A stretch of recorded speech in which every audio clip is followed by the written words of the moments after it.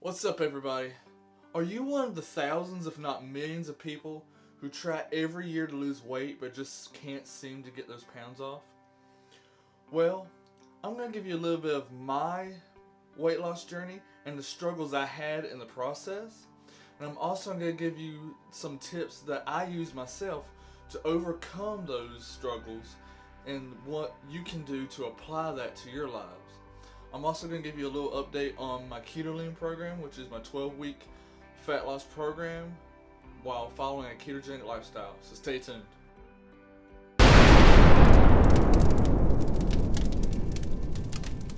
So before I get into the meat of the video, I want to give you all a little update on my Keto progress. And what my Keto program is a ketogenic lifestyle and a workout regimen that I created for myself for 12 weeks to get as lean as possible. So, I started this year off at about 242 pounds, but I didn't actually start the program until a week later, which was at around 233.5 pounds. I also started off at around 21.5% body fat, and as of today, I'm about 19 to 18.5% body fat, given on the water weight and everything. So, now that I got that out of the way, let's get to what you really came here for.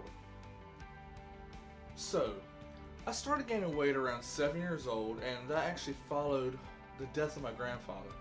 And as most of y'all can connect, usually most weight gain is caused or led by something in our life emotionally.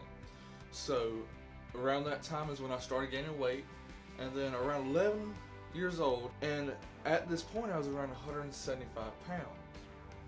Fast forward about 2 years later, at around 13 years old, and I'm about 250 pounds. And then what I realized was, as I got bigger, the more I ate. And most of us can attest to that, even in your own life, is when you see yourself in a bad way and are self-conscious, you tend to eat more because of the emotional connection, which just makes the cycle even worse. You eat more, you gain more, and you repeat. And this is one of the struggles I fought for so many years. Then finally, about 7 years, I finally chose to fight the voices that are in my head that were telling me that I would never lose weight.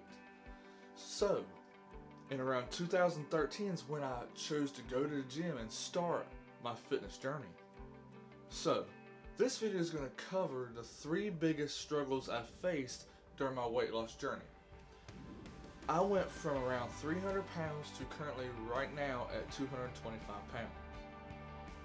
But it wasn't that easy along the way. Anyone that says weight loss is easy has never had to actually go through the weight loss process. So the first mistake I ever made once I started my weight loss journey was I compared myself to others. And what this means is, just like everyone else, you're going to see other people that you're going to feel jealous over. They're going to have the body you want. For example, I used to be envious of Chris Hemsworth and Chris Evans, for example, while they're in the Marvel movies. And what this creates when you see these people and start become envious of the body they have and the shape that they're in, is it creates an unrealistic expectation of your weight loss journey. So how did you fix this, and how do you get past that, oh, I wish I looked like them mentality?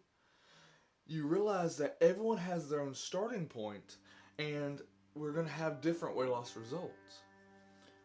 When I stopped comparing myself to others and started becoming the best version of myself, rather than being like Chris Hemsworth or Chris Evans, is when I really started to see my weight loss start going in the right direction.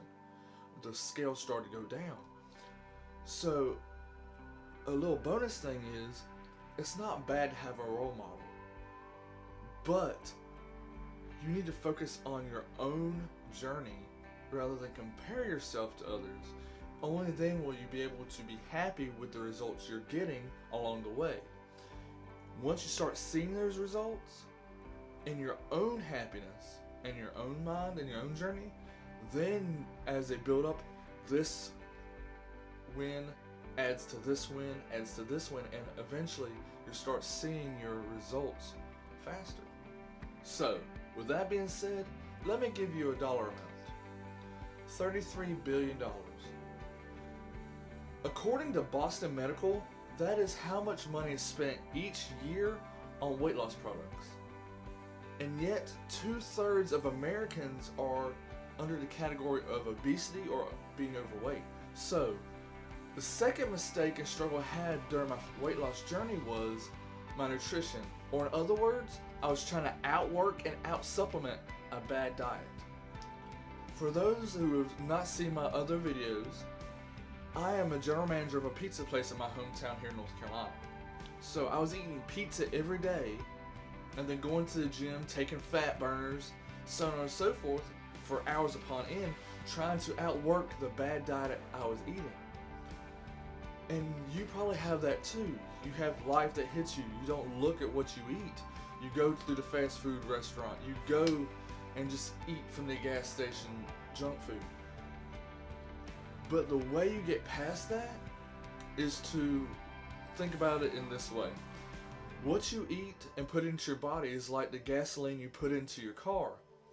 If you put in crappy fuel, then your car won't work right. So if you put in crappy food, your body won't work right. In that case, it will start storing fat and you'll stop losing weight. So when you start realizing what you put into your body matters, that's also when your weight loss journey will start to snowball. So my tip to overcome this struggle in your weight loss journey is to watch what you eat and eliminate as many processed foods as you can from your diet. So my rule of thumb is, when it comes to nutrition, is if it has more than 5 ingredients, I really don't try not to eat it. There's a few exceptions, but for the most part, if it has more than 5 ingredients, try to eliminate that from your diet. And the closer you have to one ingredient, the better. And I eliminated processed sugar and sugar from my nutrition altogether. So that includes sugary snacks and sugary sodas.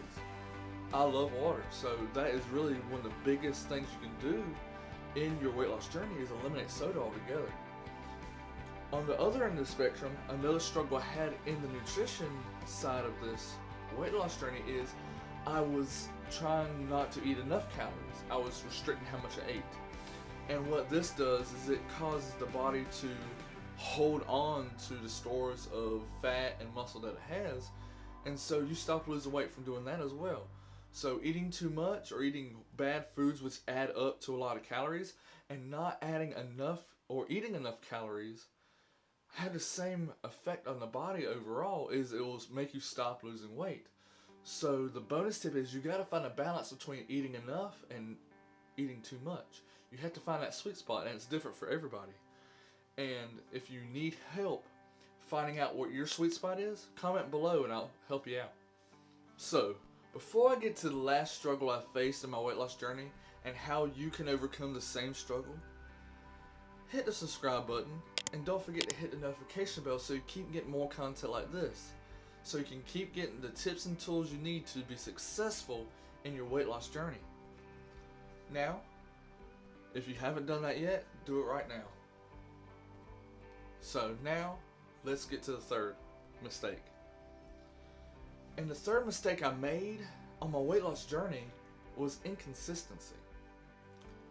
Once I graduated college, I joined the workforce, and my workouts and my nutrition became less consistent and they were put on a back burner. And I'm sure most, if not all of you, know what that's like. You get out of school, you join the workforce, you start a family, and so you push the nutrition and your workouts to the back. And then you slowly see your weight creeping up. But the thing is, the only way you can beat this struggle and get past this is to make your health a priority. Inconsistency in all the other things is the most important thing that's going to stop you from achieving your weight loss goals.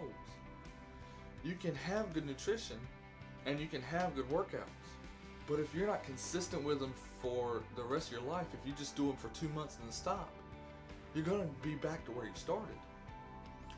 So, all the things in life are important. Your job, your family. But what good is that if you can't enjoy these things? If the weight that you're having on your body is stopping you from enjoying being with your family, or it's preventing you from being able to be efficient at your job. What good are these things that you can enjoy in life if you die of diabetes or heart disease 2 years from now? These are things you got to realize when you don't put your health before everything else. If you don't put your health before everything else, you won't be there to enjoy those things in the end. So when you start making your health a priority and start going in the right direction with your health, these things, these risks of ailments and anything that you're facing now, the risk of these decreases. Now there's other things that can cause these, and I know that. But when you start going in the right direction and being consistent with your nutrition and your workout, and you stop putting them on the back burner and make them a priority, then your risk will go down.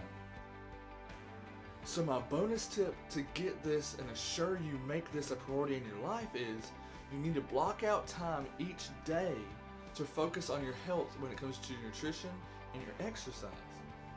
And how you do this is you analyze your schedule on a day-by-day basis, and you eliminate the things that you don't really need in your life, and you replace them with a healthy alternative.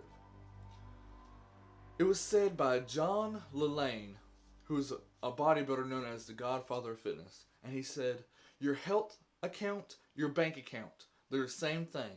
The more you put in, the more you can take out. Exercise is king and nutrition is queen. Together, you have a kingdom. So the most important takeaway is that everyone has a starting point, and with consistency in your nutrition and your exercise, the scale will result in moving in the right direction, no matter what. So again, don't forget to subscribe for more content like this, and check out the next video here, where I cover how to overcome the top fears when it comes to working out. See you there.